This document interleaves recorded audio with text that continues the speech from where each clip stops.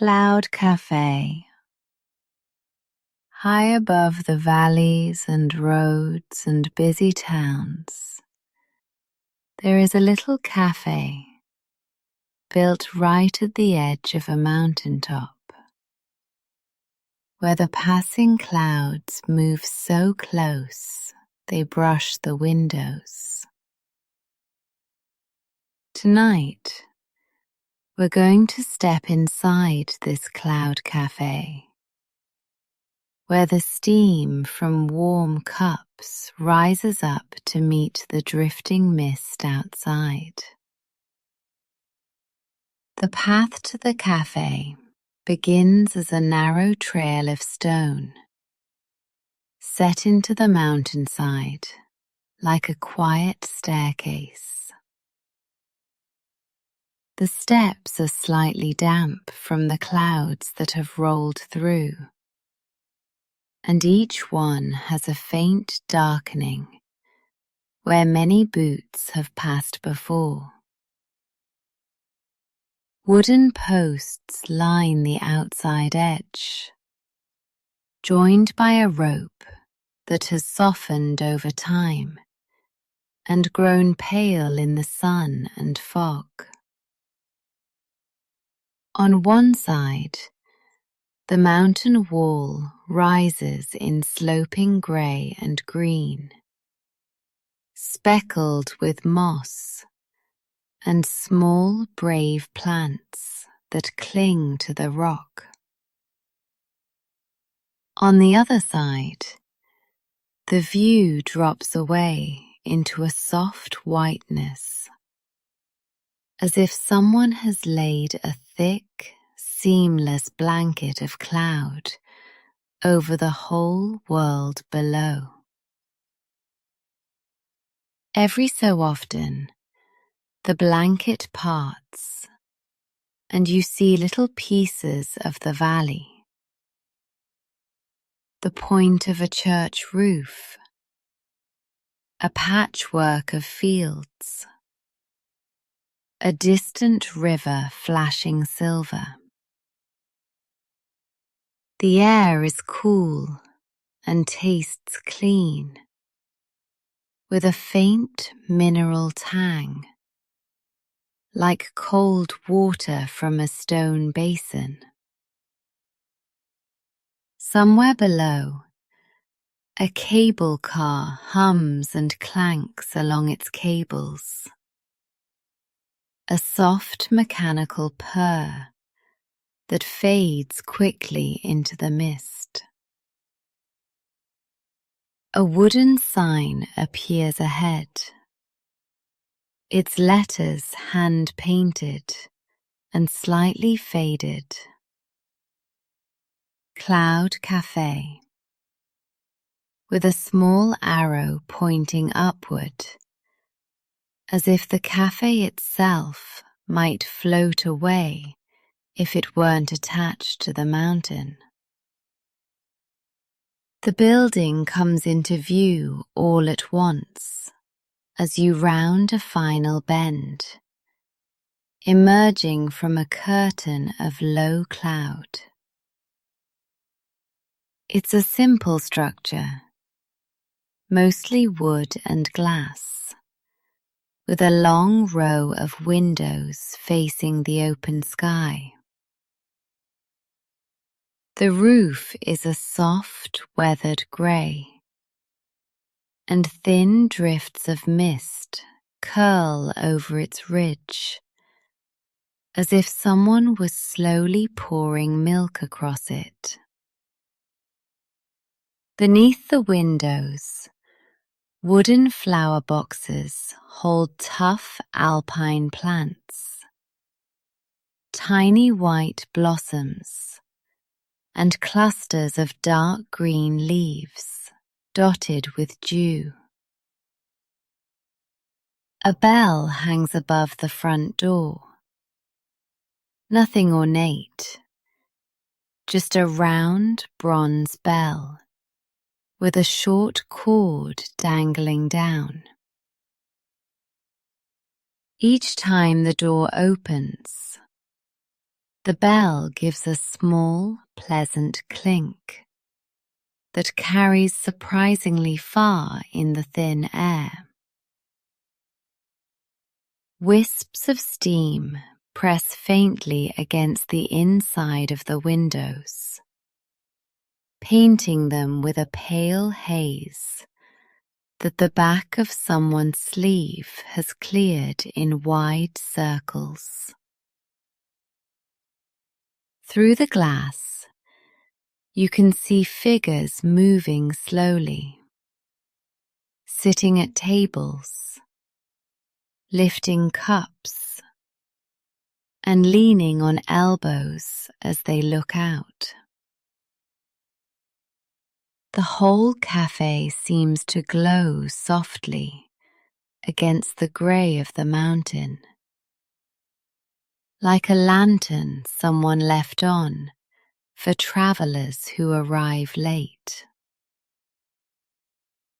As you step up onto the small porch, the boards creak gently under your weight, and a tiny drift of mist swirls up around your shoes before settling again. When you push open the door, a gentle warmth reaches out to meet you. It's not hot, just a few degrees warmer than the outside air, enough to make your shoulders drop and your lungs fill more easily. The bell above you gives its small, familiar clink, and a few people glance up for a moment, then return to their conversations or their quiet staring out of the windows. Inside, the walls are lined with honey-coloured wood that has darkened where people's hands have brushed it over the years. The floorboards are wide and smooth, with long pale streaks where chairs have been pulled in and out. The air smells of roasted coffee beans, damp wool, baked sugar, and something faintly citrusy from slices of lemon resting in a glass jar near the counter. On the left, a long wooden counter runs almost the full length of the room, topped with jars of tea leaves, rows of mugs hanging on hooks, and a large silver espresso machine that gives off soft, rhythmic sighs. Each time the barista pulls the handle, a plume of steam bursts upward, rising in a gentle twist before thinning and disappearing into the air. Some of that steam drifts toward the windows, where it meets the cooler pane and condenses again into tiny droplets, joining the foggy kisses left by the outside mist. The barista tonight is a woman named Sora, with hair tucked under a knitted cap and a navy apron tied around her waist. She moves with unhurried precision, following the same quiet pattern she's followed for years. Scoop, tamp, lock in the handle, press the button, watch the dark ribbon of coffee pour down into the waiting cup. She wipes the steam wand with a cloth, then dips it into a pitcher of milk with a soft hiss that grows into a steady rush, like a miniature waterfall. While the milk warms, She rests her palm lightly against the side of the pitcher, feeling for the right temperature without looking. Small clouds of steam bloom and curl up, illuminated by the warm lights above the counter before they fade. When each drink is ready, she places it on the wooden surface with a gentle tap, adding a small cookie on the saucer without even glancing at her hands. A chalkboard behind her lists drinks and small dishes in tidy handwriting. Mountain tea, cloud milk latte, honey ginger infusion, barley soup, warm bread with herb butter. Every so often, Sora pauses to wipe a small fogged patch from the window above the counter with the heel of her hand, revealing the moving sky outside, then goes on with her work. Near the largest window, a group of hikers has gathered around a table, their jackets draped over the backs of their chairs like bright crumpled flags. Their boots are lined up along the wall, soles facing out, speckled with dried mud and flecks of stone dust. One of them, a young man with a red scarf looped 3 times around his neck, cups his hands around a mug of hot chocolate so big it takes both hands to lift. The chocolate is thick and dark, with a small island of whipped cream slowly melting into it, sending pale swirls across the surface. Another hiker, with a map spread on the table, traces the day's route with a fingertip, the line twisting over contour lines and small printed names.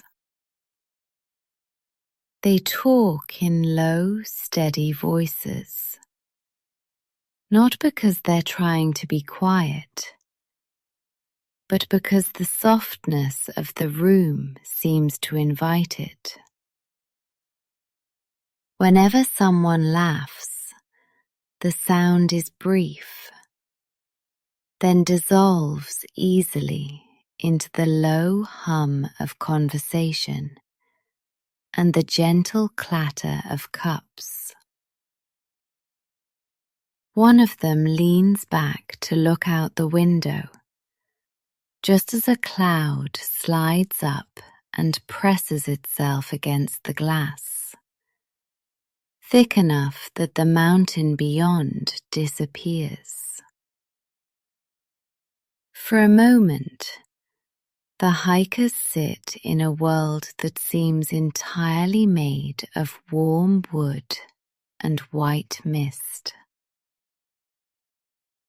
On a small table close to the door, an older man sits alone, with a notebook open in front of him. His grey jacket is neatly folded over the back of his chair, and a pair of thin, wire-framed glasses rests low on his nose. His mug of tea has left a faint circle on the wood, and beside it, the tea bag lies on its saucer, a little pile of squeezed out leaves.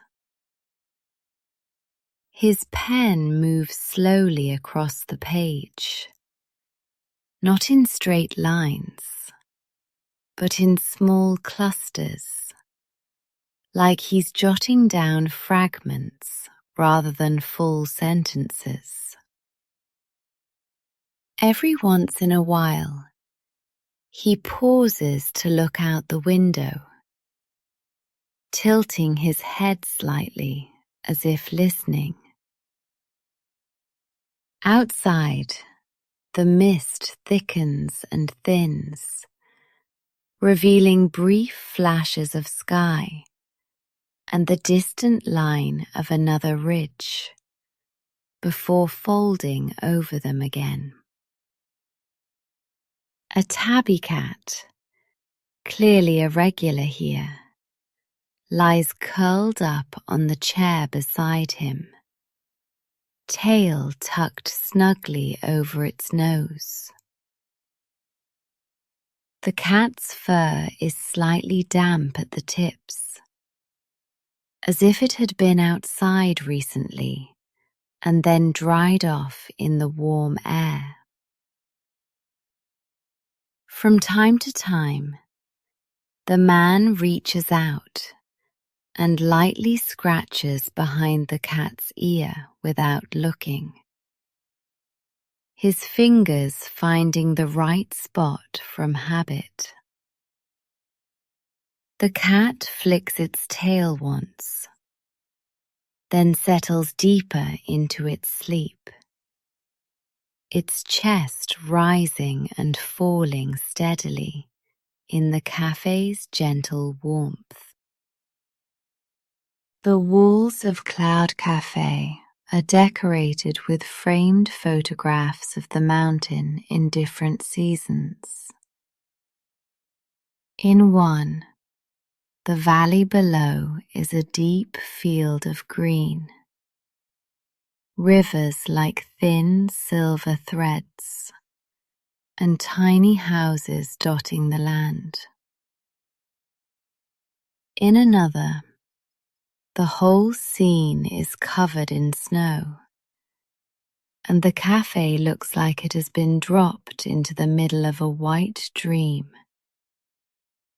its roof carrying a heavy, soft layer that bends the light. There are pictures of sunrise, when the sky is streaked with orange and pink, like slices of citrus laid over blue, and pictures of night, where only the cafe windows glow like small squares of gold in a sea of dark. Under the photographs, a narrow shelf runs along the wall, holding small objects left by different visitors. A smooth river stone with a painted snowflake, a tiny metal figurine of a goat, a dried edelweiss pressed between two pieces of glass. Each item has a handwritten note beside it on a little card. Some notes are as simple as a date and a name. Some describe a long hike or a special moment. And one simply says, "For the clouds." The shelf feels a bit like a quiet conversation between people who have never met, but have all paused here for a while to share this place. At the far end of the room, near a side door, is a small balcony that extends out just beyond the building. A sign on the wall asks visitors to close the door behind them to keep the warmth in. When you step out, the air is sharper, and you can feel the difference right away on your cheeks and the tips of your fingers. Thin iron railings border the balcony, cool against the palm of your hand as you rested there. Wooden planters sit in the corners, filled with hardy herbs, thyme, rosemary, and small dark green sage bushes that release their scent whenever a breeze brushes them. Often, the clouds rise up from below and gently roll across the balcony, a white veil that passes through the railings and wraps around your ankles. When that happens, the steam from any cup someone has brought outside becomes almost invisible, blending with the mist in little twists and curls that are impossible to separate. Nearby, a set of tiny wind chimes hangs from a hook, each made from a different kind of metal tube. When the air moves just right, they sound a series of light, overlapping tones that float in the thin air and then are gone. From here, looking back toward the cafe's windows, you can see the shapes of people inside, softened by the glass and the fog, moving like gentle shadows in a lantern. Back inside, the kitchen is partly visible from the main room through a wide open window. You can see metal shelves stacked with plates and bowls, neatly arranged in steady columns. A young man in a checkered apron stands in front of an oven, sliding out a tray of small pastries that send a wave of warm, buttery aroma into the cafe. They are golden brown on top, their crusts flaking slightly at the edges. And as he sets the tray on the counter to cool, a faint crackling sound rises as the hot pastry meets the cooler air.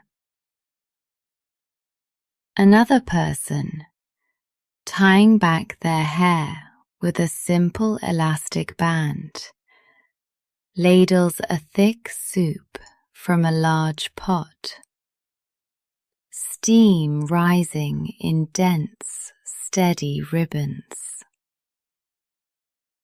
The steam is so rich that droplets gather on the metal ladle and run back down into the pot. A row of glass jars sits to one side, each containing something bright and preserved. Slices of lemon, strips of ginger, dark red cherries in syrup, pale yellow pear pieces. When someone orders a tea, the kitchen hand reaches into one of these jars with delicate tongs and plucks out a single piece to drop into the cup, where it sinks slowly and then rises again turning the water a soft shade of its colour. Everything in the kitchen moves at a measured pace, with the quiet efficiency of people who know exactly where everything lives and exactly how long each thing should rest before it is ready. Near the centre of the cafe, a large communal table invites strangers to sit side by side. Tonight, a family has taken up one half, their backpacks piled beneath the benches. Two children sit close together, sharing a blanket that someone from the cafe has draped over their shoulders. Their cheeks are pink from the cold outside, and they watch with wide eyes as their hot apple cider arrives in thick, clear glasses. The surface of each drink is bright with a slice of orange and a cinnamon stick leaning lightly against the rim. As they lift the glasses, little clouds of steam rush up and briefly fog their faces, blurring their features before clearing again. At the other end of the table, a young couple sits with a deck of cards, laying them out in neat patterns. They're playing a quiet game, speaking very little, occasionally exchanging a card or reshuffling the deck. When they pause, they both look up at the high windows where the mist drifts by like slow breath. It's easy to see how, in this room, people can share the same space, and yet each carry their own small, peaceful corner of thought. As the evening deepens, the light outside the cafe begins to change. The bright whiteness of the clouds dims to a softer grey, and then to a faint blue that matches the sky beyond. The lamps inside the cafe grow more prominent, their warm glow reflecting in the windows and doubling the number of lights your eyes can see. In some panes of glass, you see only the inside of the cafe, the tables, the chairs, the movement of hands and cups. In others, you catch a layered view, inside reflections overlapping with the faint outline of mountains, and distant, tiny village lights starting to flicker on. The fog outside grows thicker in patches, then dissolves, creating sudden, brief openings where stars become visible, scattered like tiny pins of light far above the roof. Whenever that happens, someone near the window usually notices and quietly points it out to whoever is closest. The steam from the drinks seems to glow almost golden now, each curl and ribbon highlighted before it vanishes. The hum of conversation softens further, and the clink of ceramic on wood becomes slower and less frequent as people linger over their last sips. At a small corner table, tucked slightly behind a pillar, there is a shelf built into the wall with a selection of books. Their spines are worn, and the titles are printed in several languages. Some are thin collections of mountain stories. Others are thick photo books full of snowy ridges and rocky ridgelines under bright skies. A young woman sits there now, legs folded loosely under her chair, flipping slowly through a book of black and white photographs. Between pages, she keeps returning her hand to a mug of chamomile tea that sits just within reach. The tea is pale gold, with a few small petals floating on top. Each time she lifts it, a soft puff of steam rises, brushing her face and curling her hair slightly at the temples.